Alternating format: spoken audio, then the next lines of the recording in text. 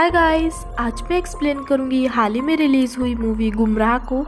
तो चलिए वीडियो को स्टार्ट करते हैं। मूवी की स्टार्टिंग में आकाश नाम के एक बंदे के घर पे एक पर्सन आता है और वो पर्सन आकाश को मार देता है। किलर वहां से निकलने से पहले आकाश के घर में सभी सबूतों और फिंगरप्रिंट्स को मिटा देता है, लेकिन उसकी बालकनी में एक फ्लावर पॉट पे उसका आधा फिंगरप्रिंट रह जाता है। अब नेक्स्ट सीन में एसआई शिवानी अपने सीनियर ऑफिसर एसीपी धीरेन के साथ क्राइम स्पॉट पर पहुंचकर इन्वेस्टिगेशन करती है। आकाश की बॉडी बाथटब में पड़ी होती है। बॉडी को फोरेंसिक लैब में भेज दिया जाता है और शिवानी आसपास के पड़ोसियों से पूछताछ करती है, जहां उसे पता चलता है और वो एसीपी को आकर बताती है कि आकाश के मर्डर वाली रात को आकाश के घर के सामने वाले घर में पार्टी चल रही थी और उस पार्टी में एक लड़के ने अपनी गर्लफ्रेंड के साथ एक सेल्फी ली थी। जब एसीपी उस सेल्फी को जूम करके देखते हैं तब वो शॉक हो जाते हैं, क्योंकि उस सेल्फी में आकाश की बालकनी में अर्जुन खड़ा होता है और एसीपी अर्जुन को पहले से ही जानते थे, इसलिए नेक्स्ट डे पुलिस अर्जुन को अरेस्ट कर लेती है। और फिर एसीपी वहां आकर उसे बताता है कि लास्ट नाइट आकाश का मर्डर हो गया है और उसकी बालकनी में उसे देखा गया है, लेकिन अर्जुन कहता है कि वो आकाश को जानता भी नहीं है और उस रात वो अपनी ऑफिस की एक पार्टी में था जहां से वो अपने घर चला गया था। रास्ते में जाते टाइम उसकी टायर पंचर हो गया था और उसकी हेल्प एक कैब ड्राइवर ने की थी, बट अंधेरे की वजह से उसने उसकी गाड़ी का नंबर नहीं देखा था। एसीपी अर्जुन की किसी भी बात पे भरोसा नहीं करता है और उसे आकाश के मर्डर में फंसाने के लिए सोच लेता है। एसीपी अर्जुन से थोड़ा चिढ़ता भी था, क्योंकि उसकी बेटी की शादी अर्जुन ने अपने फ्रेंड के साथ करवा दी थी और उन दोनों को कहीं दूर भेज दिया था। सडनली पुलिस अर्जुन के एक हमशक्ल को ड्रंक एंड ड्राइव के केस में पकड़कर पुलिस स्टेशन लेकर आते हैं। ये अर्जुन का जुड़वा भाई सूरज होता है। पुलिस वाले इसे देखकर शॉक हो जाते हैं कि बैल्कनी वाली फोटो में कौन है, सूरज या फिर अर्जुन। अब नेक्स्ट सीन 3 मंथ पहले का दिखाया जाता है, जहाँ पर अर्जुन एक सिविल इंजीनियर होता है और वो एक जानवी नाम की लड़की पर फिदा होता है। अर्जुन भी जानवी के साथ लिफ्ट में जाता था, लेकिन कभी भी उसकी हिम्मत ही नहीं हुई जानवी से बात करने की।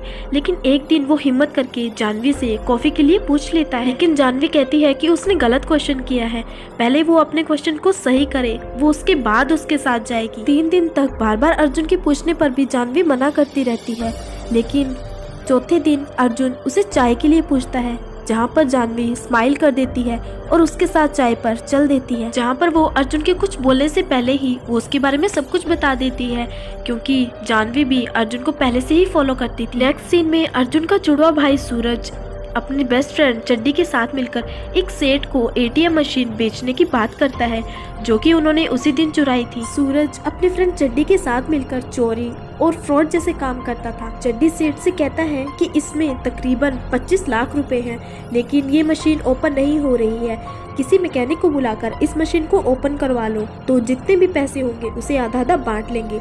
बट काफी रात होने की वजह से कोई भी मैकेनिक नहीं होता है, इसलिए सूरज सेठ से 2 लाख रुपए लेकर वहां से चला जाता है और जाने से पहले कहता है कि जब भी मैकेनिक आ जाए तो उसे बुला लिया जाए। लेकिन सेठ लालच की वजह से उन दोनों को बुलाता ही नहीं है, चोरी से उस मशीन को ओपन करवाते हैं, बट उस मशीन में नकली नोट निकलते हैं। वो दोनों सेठ को बेवकूफ बनाकर खुश होते हुए पार्टी एंजॉय करते हैं। उधर अर्जुन जानवी को कंस्ट्रक्टर साइट पर लेकर आता है, जहां वो उसे बताता है कि ये उसका ड्रीम प्रोजेक्ट है और उसने पूरी सेविंग्स इसमें लगा दी है। रात में चड्डी सूरज को बताता है कि उसके ऊपर एक केस चल रहा है और कल उसके लिए उसे कोर्ट में बुलाया गया है। सूरज उससे उसके केस की फाइल मांगता है और पूरी रात बैठकर उसे स्टडी करता है और नेक्स्ट डे ऑपोजिशन लॉयर को बताता है कि वो उसे कोई भी सजा नहीं दिलवा सकते हैं। सूरज केस में एक मिस्टेक को पकड़ लेता है, जिसकी वजह से कोर्ट उसे कोई भी सजा नहीं दे पाती है।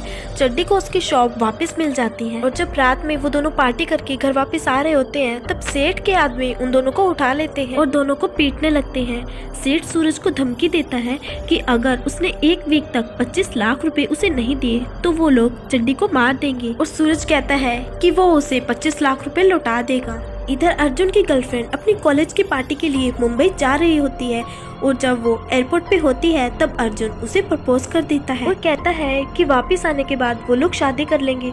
वो दोनों बहुत खुश होते हैं। इधर सूरज जुए में चड्डी के बचे हुए पैसे भी हार जाता है, जिससे चड्डी उस पर बहुत गुस्सा करता है और सेठ के लोग चड्डी को उठा लेकर जाते हैं। सेठ सूरज को कॉल करके बोलता है कि अगर 2 दिन के अंदर अंदर उसने 25 लाख रुपए नहीं दिए तो वो चड्डी को मार देगा। सूरज हर जगह पैसे उधार मांगने की कोशिश करता है लेकिन उसे कोई 1 रुपया भी नहीं देता। उधर अर्जुन ने अपने फ्रेंड्स को पार्टी दी थी क्योंकि उसके सभी अपार्टमेंट्स सॉल्व हो चुके थे और फ्रेंड्स के पूछने पर उसने बताया था कि उसे कल अर्जेंट काम से रजिस्ट्रेशन ऑफिस जाना है और उसी रात आकाश का मर्डर भी हो गया था। इधर शिवानी को आकाश के कजन से पता चला था कि आकाश के लॉकर से 20 लाख रुपए चोरी हुए हैं और इधर हम देखते हैं कि सूरज ने सेठ को 25 लाख रुपए देकर चड्डी को छुड़वा लिया है। अब प्रेजेंट सीन में एसीपी सूरज से पूछते हैं कि वो उस रात कहाँ था।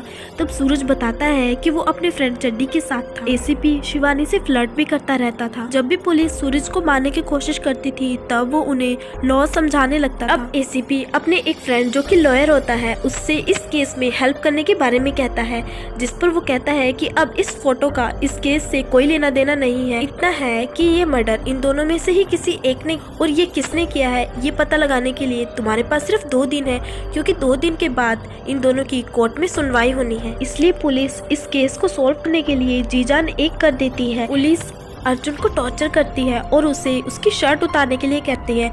जब वो शर्ट उतारता है तब उसके शोल्डर में एक कट लगा होता है। पुलिस के पूछने पर वो बताता है कि कंस्ट्रक्शन साइट पर उसे ये चोट लगी है लेकिन जब वो आकाश से फाइट कर रहा होता है तब उसे ये चोट लगती है। इधर जब सूरज की शर्ट उतरवाई जाती है तब उसके शोल्डर में भी एक कट लगा होता है जिस पर वो बताता है कि वो बाइक से गिर गया था जिसकी वजह से उसे ये चोट आई है। पुलिस इन दोनों को बहुत टॉर्चर करती है मगर ये दोनों कुछ नहीं बोलते।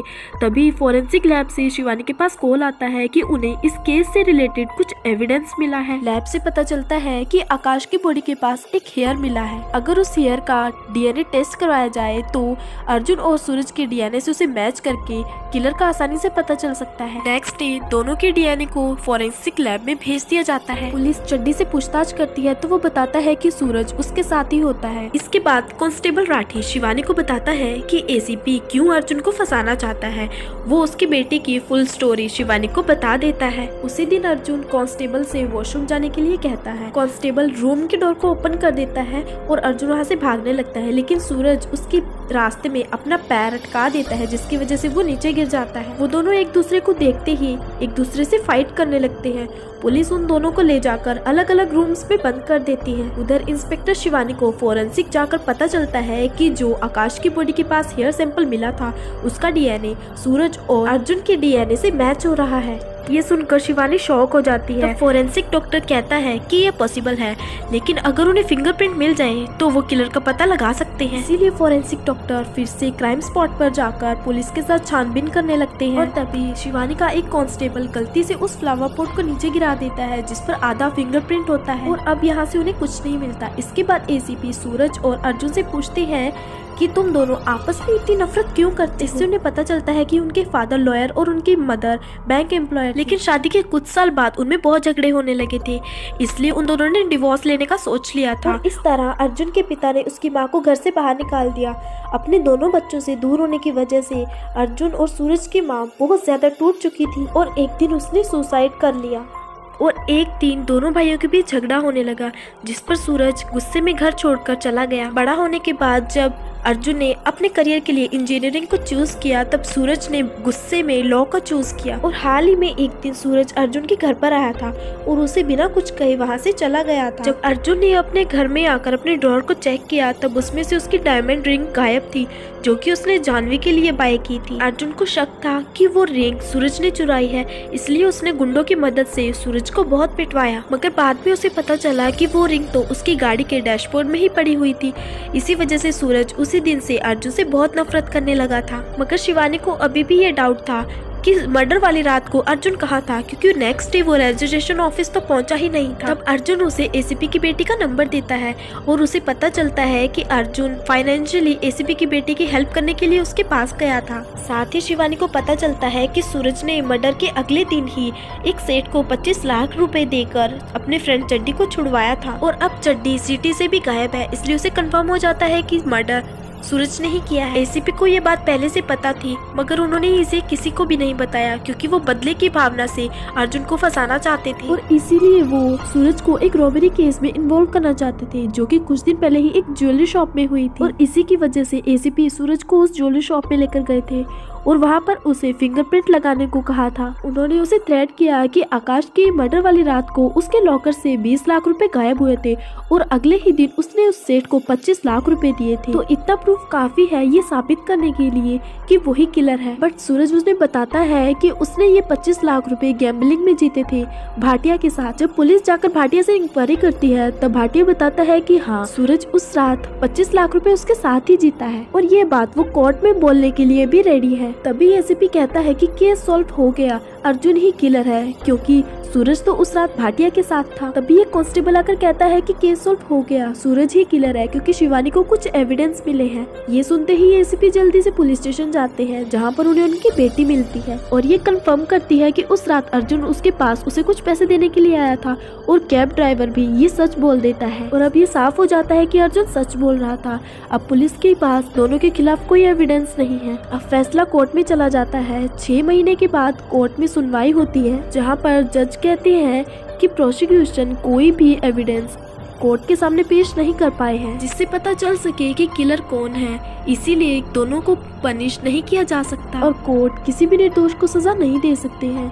दोनों के खिलाफ कोई भी एविडेंस न होने की वजह से दोनों छूट जाते हैं और इस तरह अर्जुन और सूरज दोनों इस केस से फ्री हो जाते हैं। अब नेक्स्ट सीन कुछ वीक्स बाद का दिखाया जाता है जहाँ पर शिवानी की नजर एक मिसिंग फाइल पर जाती है और ये फाइल जानवी की होती है और जब इसके बारे में पता लगाने के लिए वो जानवी के फ्रेंड के पास जाती है तब उसके फ्रेंड शिवानी को बताती है कि कॉलेज की पार्टी में जाने के बाद से जानवी के उसके पास मैसेजेस आ रहे हैं कि वो अपने स्कूल फ्रेंड आकाश के साथ खुश है और उसके साथ ही शादी करना चाहती है, इसलिए वो अर्जुन से बोल दे कि वो मूव ऑन कर ले। अर्जुन को ये बिलीव ही नहीं हो रहा था कि जानवी उसके साथ कुछ ऐसा कर सकती है, इसीलिए वो उस रात आकाश से ये बात पूछने के लिए गया था। तभी वहाँ पर उसे पता चलता है कि आकाश उसे हासिल करने के लिए जानवी के ड्रिंक में नशे की दवा मिला देता है जिससे वो बेहोश हो जाती है और वो उसे अपने साथ ले जाता है जहाँ पर उसने जानवी को ड्रग्स दिया और लगातार कई दिन तक उसका रेप किया और फिर उसे ड्रग्स का ओवरडोज देकर मार दिया। वो मरते दम तक अर्जुन का ही नाम ले रही थी और इसीलिए अर्जुन ने आकाश को मार दिया। इसके बाद